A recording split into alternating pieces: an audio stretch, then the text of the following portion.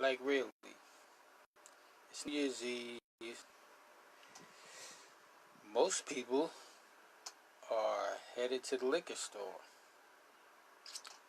Headed to go cop.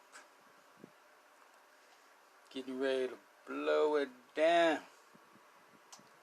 fill those cups up for midnight. Me, nah. I gotta keep it normal. I gotta keep it real. I gotta keep it original. So yes, it's New Year's Eve. And it's a regular day to me. Just like yesterday. And then, right after midnight, today's just going to be another yesterday in everybody's memory. If they care to remember. If you're not too inebriated. If you didn't smoke yourself silly. So, if you wake up, or shall I say, if you finish 2018 all blasted, lit up, and after 12 o'clock midnight, you're still blasted, lit up. What does that detail? That you carried in the same bad habit from 2018 into 2019. That means all the crazy stuff that you've been doing all 2018, stealing, robbing, deceiving, breaking people's trust in you, breaking people's faith in you. People don't want to loan you money because you never want to pay it back and all that stuff. People don't want to vouch for you or anything like that. You're bringing in all those negative traits that you're supposed to close the door on. I'm just saying. You don't have to take my word for it. Look in the mirror at yourself all day today when you can and say, am I going to be the best person that I'm supposed to be? Or am I still going to be the same person following the trends of all these other people that are not successful? I'm just a tag along. I'm just a groupie. Become an individual. Focus on oneself.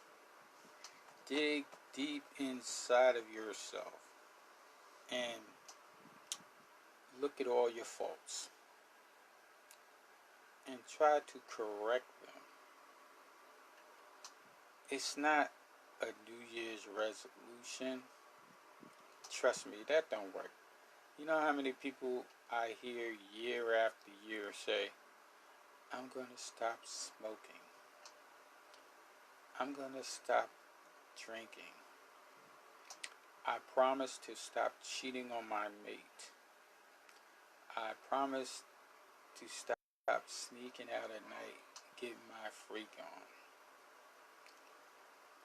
I promise to stop eating every hour on the hour. I promise to stop stealing. I promise to stop cursing. I promise to stop being disrespectful. Those are New Year's resolutions.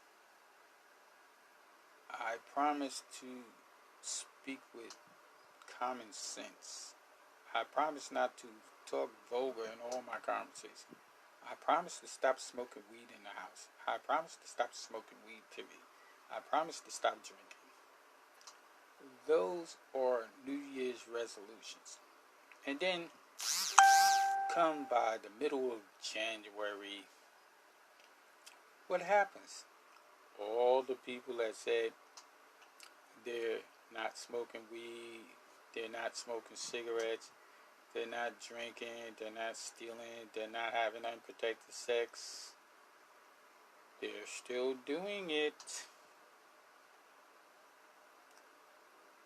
That's what you call someone that says they're going to do something, but they procrastinate.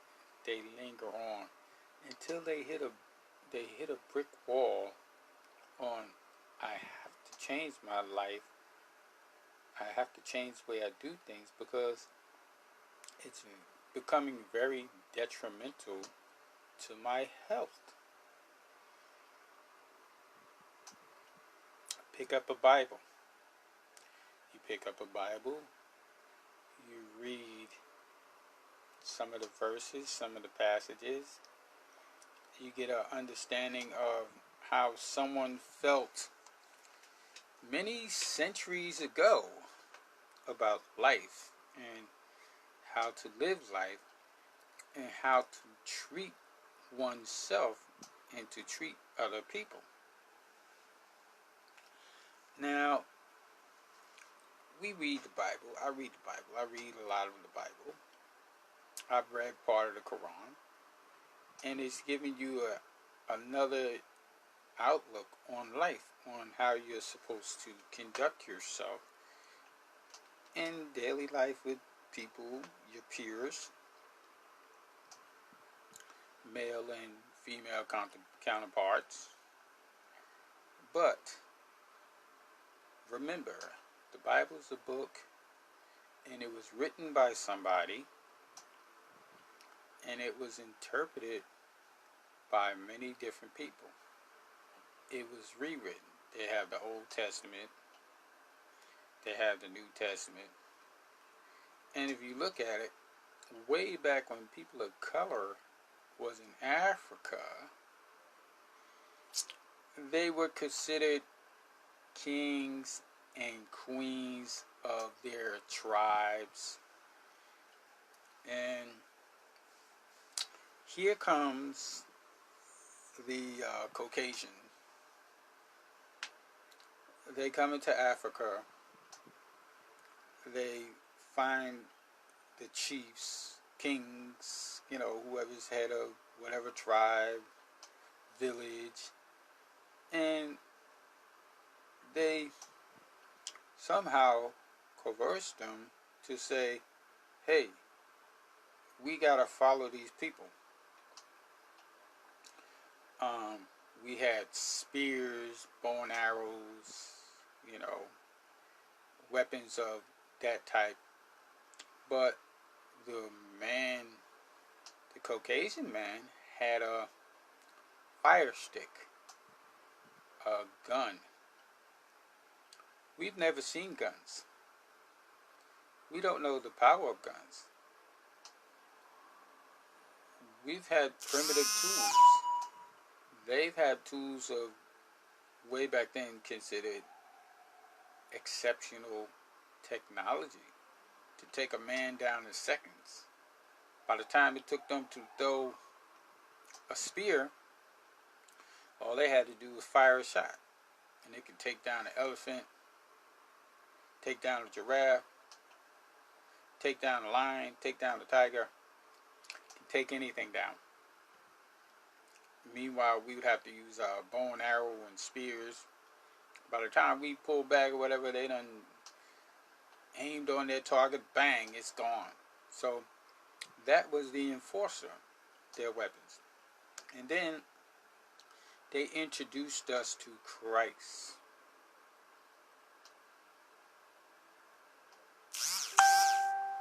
God. The mythological figures that we praise ourselves on,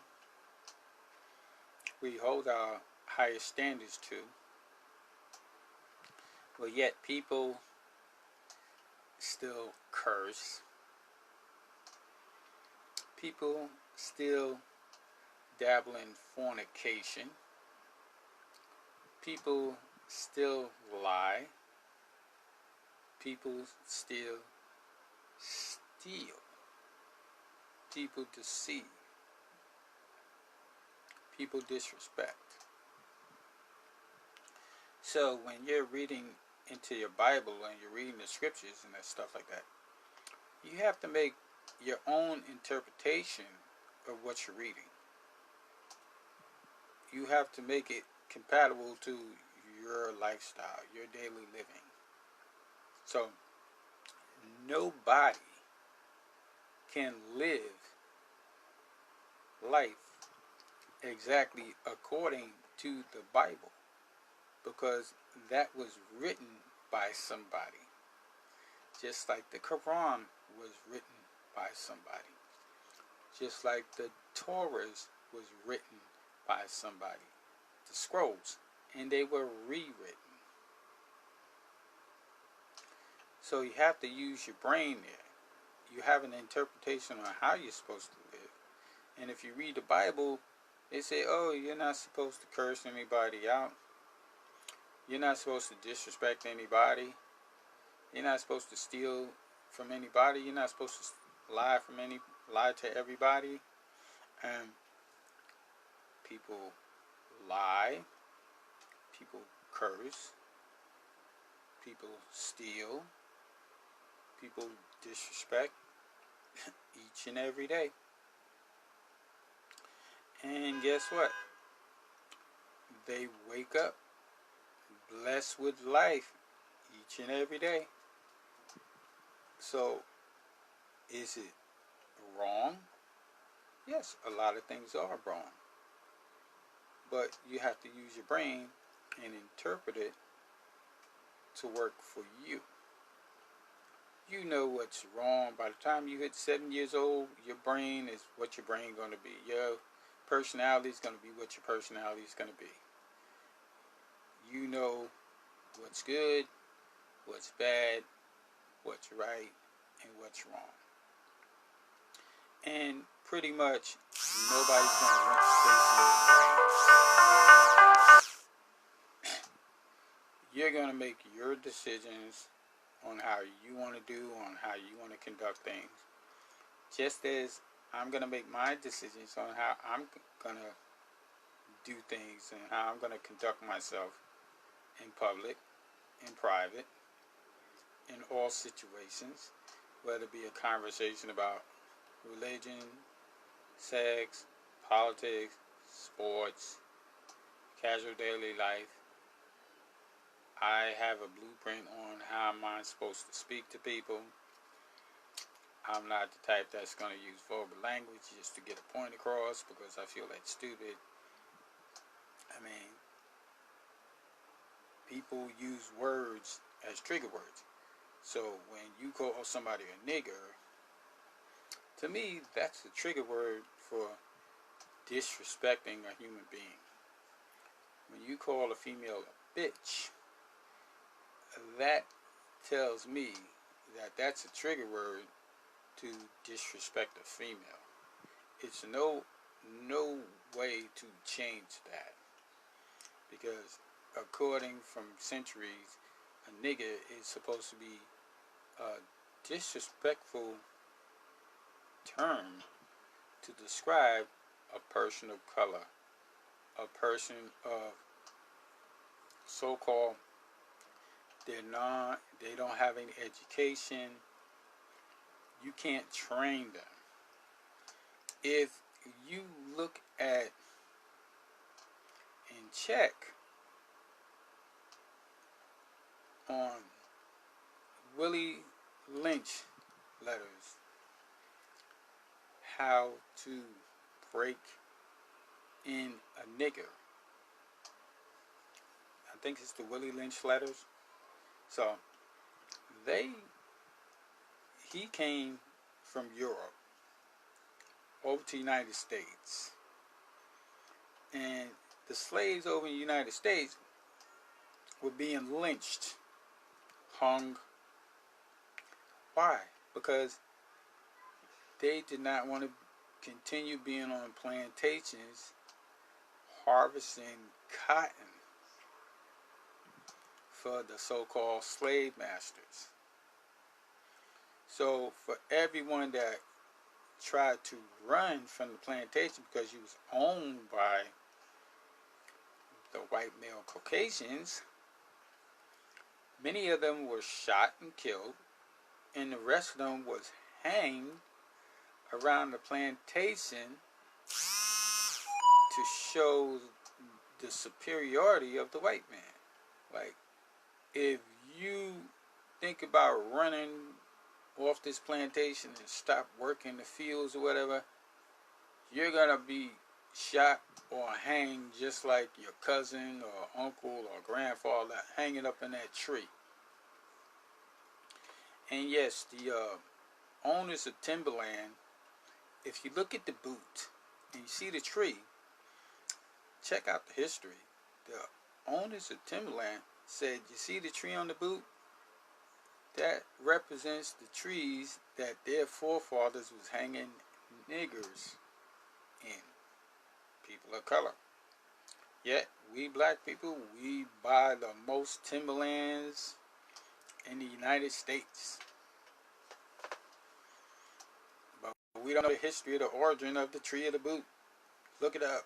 They even said it.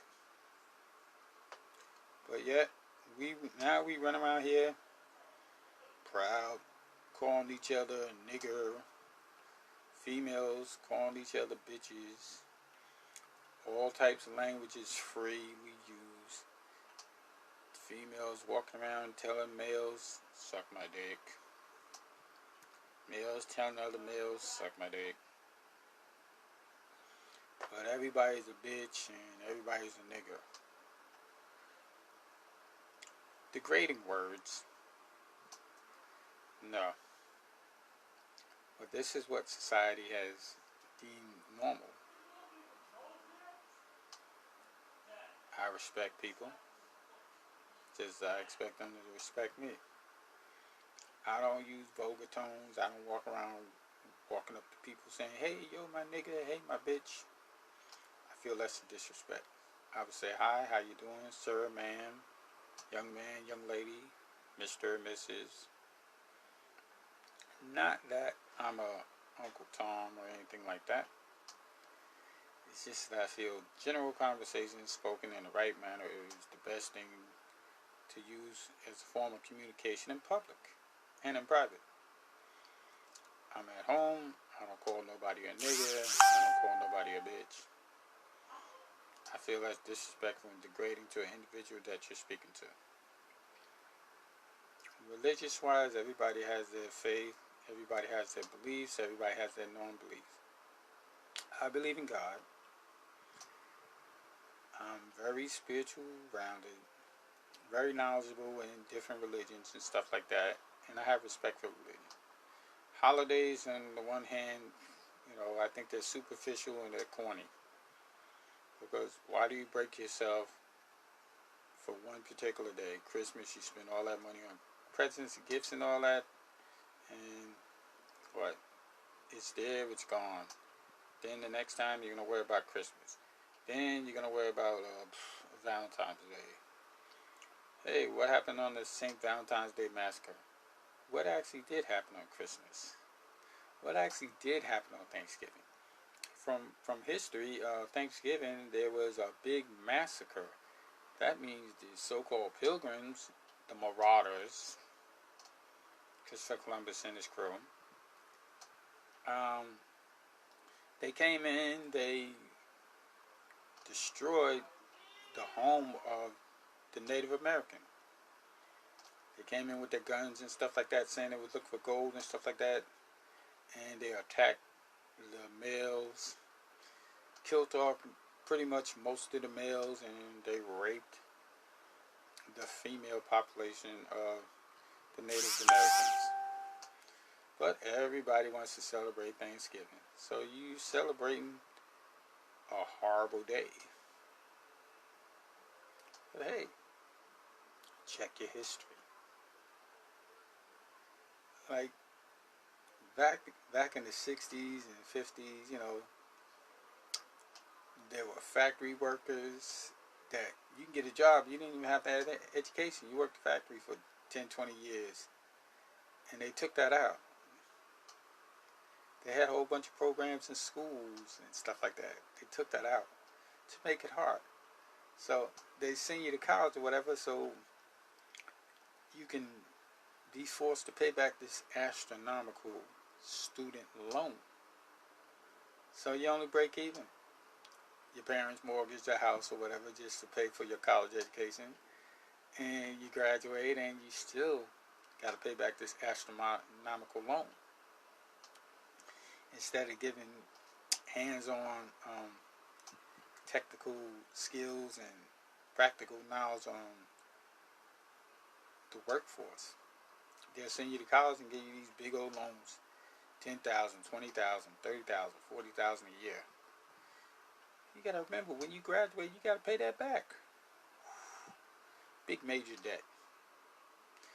You spend half your working life paying back these astronomical loans from college.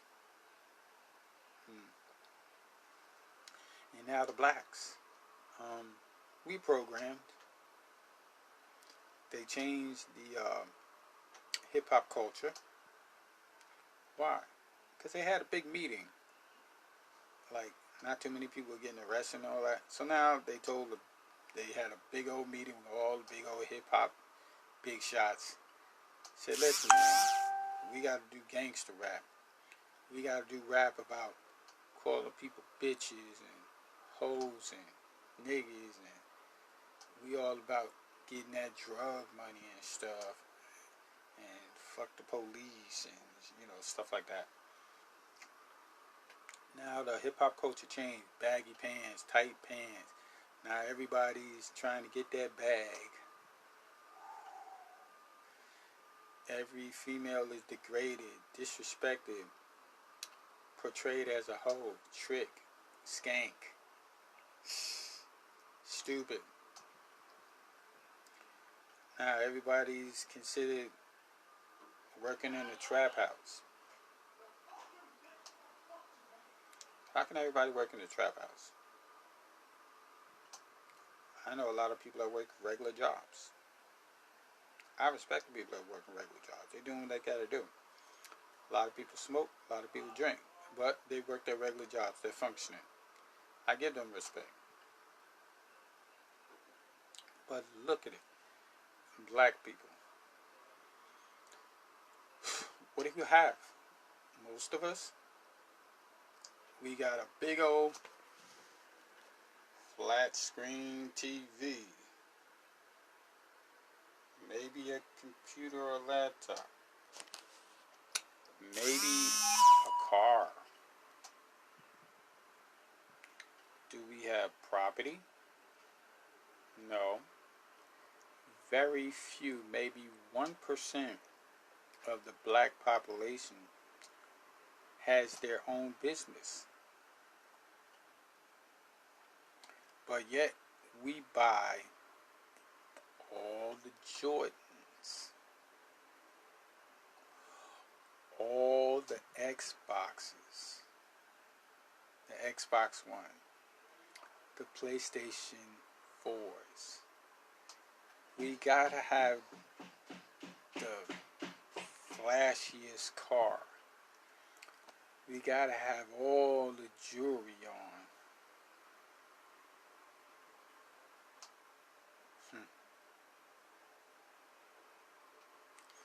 But yet, we don't own any real property.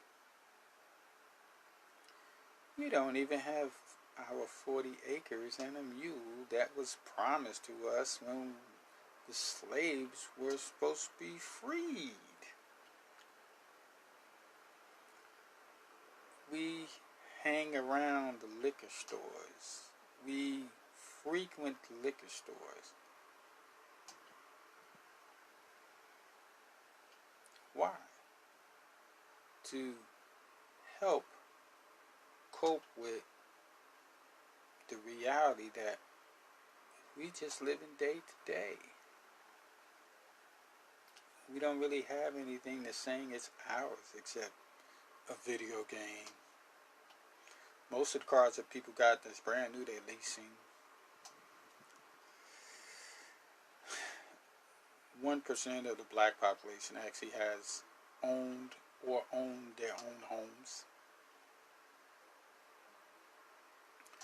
We spend a lot of money going to clubs every night, drinking, smoking, wake up with hangovers, nauseating and all that. And we'll do it again and again and again and again.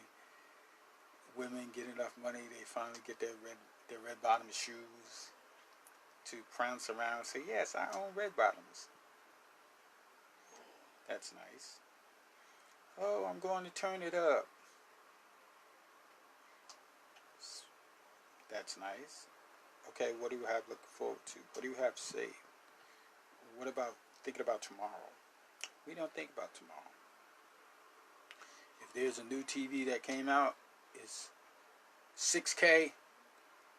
All the regular LCD TVs we have, we're getting rid of. We got to get that 80-inch 6K TV. We got to get that new 6K Xbox 2. We got to get that new 6K PlayStation 4. We got to get the Yeezy sneakers. We got to go out there and buy the Jordan 25s that cost $500. And that's what happens. We keep spending and spending and spending and spending, and we don't have anything. Think about it. Check yourself before you wreck yourself.